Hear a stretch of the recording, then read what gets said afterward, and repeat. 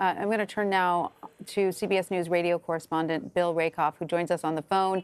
He's been a volunteer firefighter for the past 30 years.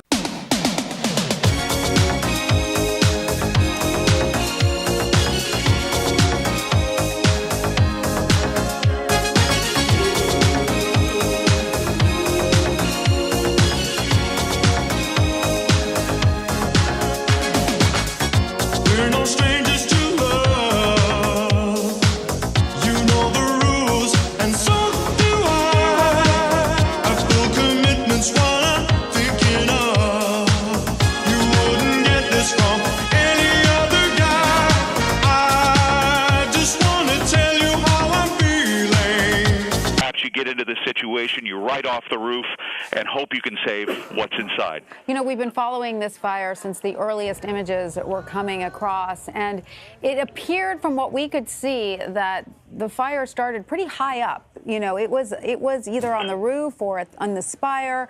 What does that tell you?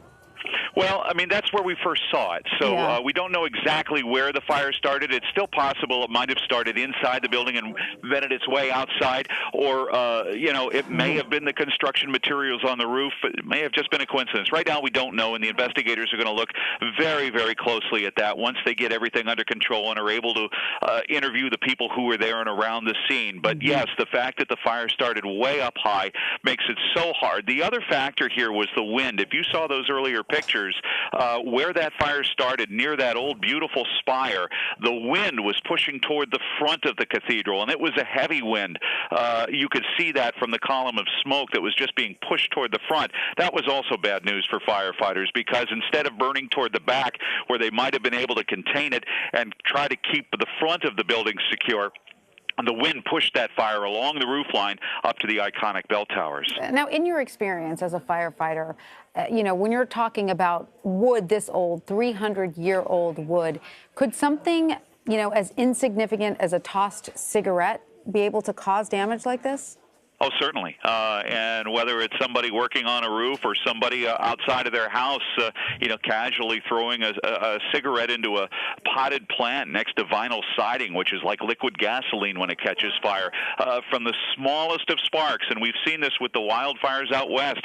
You can see such devastation. And that's why, you know, firefighters are always preaching prevention and awareness about where you're doing things. So, again, we don't know if a smoking or the construction materials or maybe an electrical problem played a role. These are all things we're going to find out in the days and weeks to come. But, you know, firefighters really had their hands full when they got here today. And certainly this is one that they'll go back and they'll talk about for the rest of their careers. Yeah, I would imagine. And when you're looking at these pictures, I don't know if you're seeing the same live images that we are. What does it tell you? How far does this fire look from being put out? So it looks like now, and from what we're being told by officials, is that the entire roof structure between where the spire stood and the bell towers has collapsed into the cathedral itself. And that's, you know, one of the worst case scenarios, because now you've got the fire and you've got the timbers and you've got the wreckage down into the nave of the building, and that's where all of the artifacts and the works of art are that people are so concerned about, and justifiably so. You know, and firefighters are going to be mindful of that. If there was an opportunity to get in and try to rescue some of those, they would most certainly do it. But you're also talking about large statues. You're talking about huge religious artifacts that would have been impossible to remove. So even if they were able to get some of that stuff out, you look at the picture like this and see now the fire is burning deep in. It almost looks like it's a giant fire pit at this point. You don't see the visible flame. It's all down inside the building, burning the debris that's down in there. And I'm just afraid that the losses are just going to be tragic. Oh, and it would be far too difficult or dangerous to send, you know, firefighters into that situation, wouldn't it? Yes, absolutely. I recall in my hometown in the city of Pittsburgh a few years ago, they had a large church with a bell tower catch on fire, and much the same way, the roof burned off. It went down into the into the floor and into the basement of the building.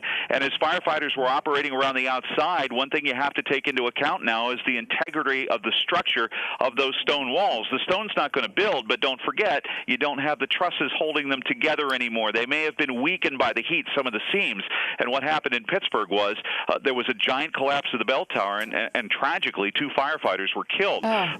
So even though that fire's down in the pit right now, firefighters are going to keep their distance. They're going to keep a safe perimeter. They want to watch those bell towers carefully and also those large historic stone walls to make sure that they're not in a collapse zone. So you're saying that those stone walls could very well, by the time all is said and done, they could very well collapse?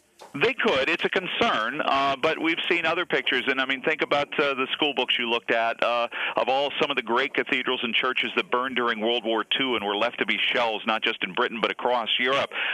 That's likely what we're going to see here. Is you're going to see, and again, because they're stone, they retain heat, so it turns that into a large, in effect, a Dutch oven inside there, and we'll keep the heat and we'll keep the fire going. But there are potentials for areas of those walls to have been weakened, and I'm not talking about necessarily a complete collapse, but you have to watch out for pieces of those walls, and even if it's just a small piece with that stone, it could be deadly.